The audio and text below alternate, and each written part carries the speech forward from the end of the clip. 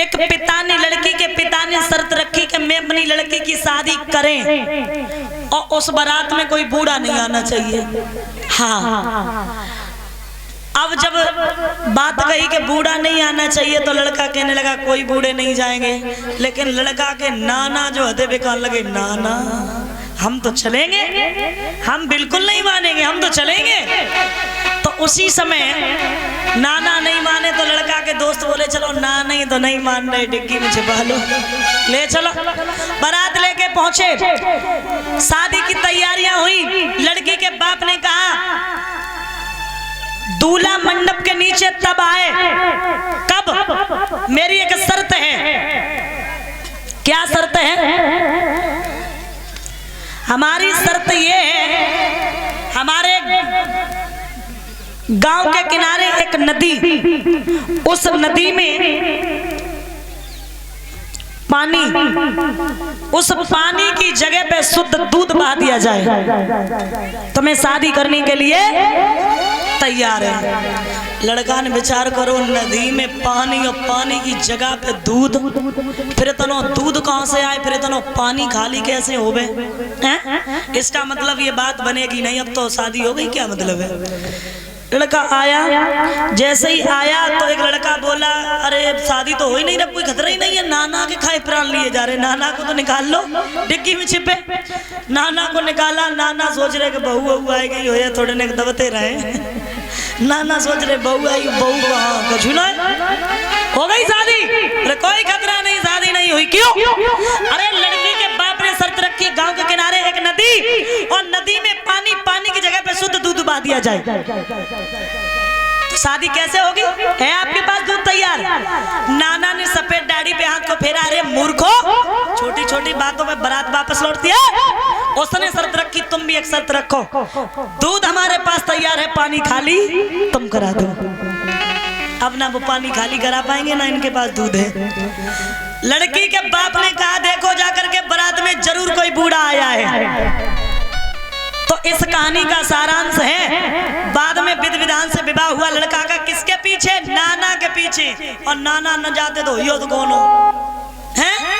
इसलिए कहते हैं कि बड़े बूढ़े न की बानी और बयानी को सानी, बड़े बूढ़े न की बानी और बयानी को सानी, और जिन्ने नाय मानी तिनकी नरक निशानी।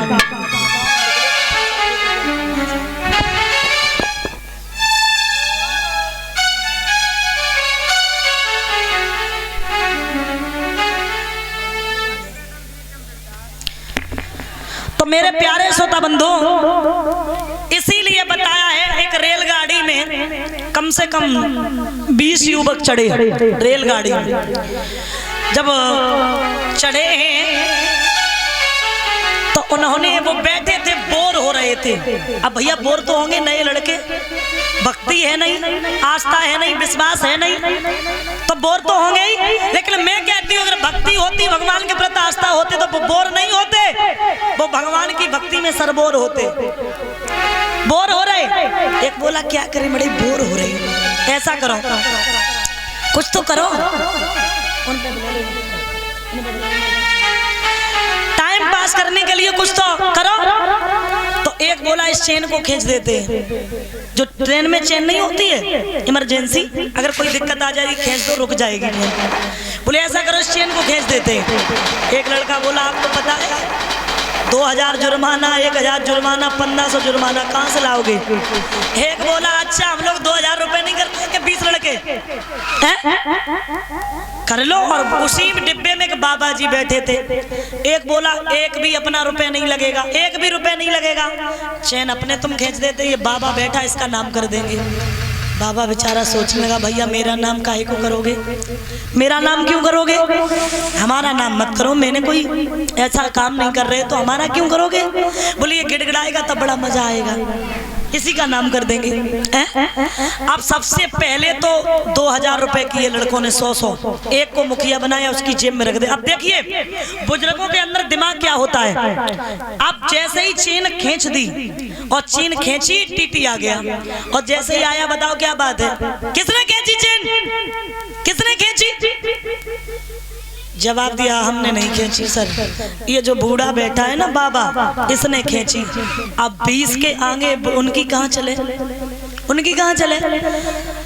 जवाब दिया हमने नहीं खींची, इस बूढ़े ने खींची। बाबा ने दिमाग लगाया कुछ तो करना पड़ेगा। उसने कहा क्या बताऊं, खींच तो दी सर हमने, लेकिन मेरी बड़ी मजबूरी थी।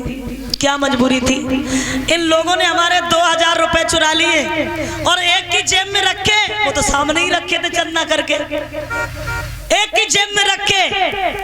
अब देखिए बाबा तो बच गए, लड़का फंस गए। उतार के टीटी लेकर के जाने लगा थाने के लिए, और जब जाने लगा तो जैसे ही बाबा साथ में उतरा, लड़का बुरी तरीके से देख रहे, बुरी नजर से, अरे बड़ा खतरनाक है बाबा।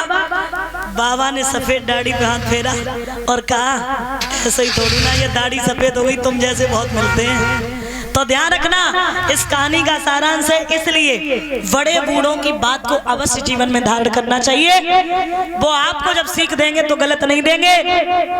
भोजराज कंस नहीं माना और खुद राजा बन गया है, और जब राजा बन गया है अब और उत्पात मचाने लगा।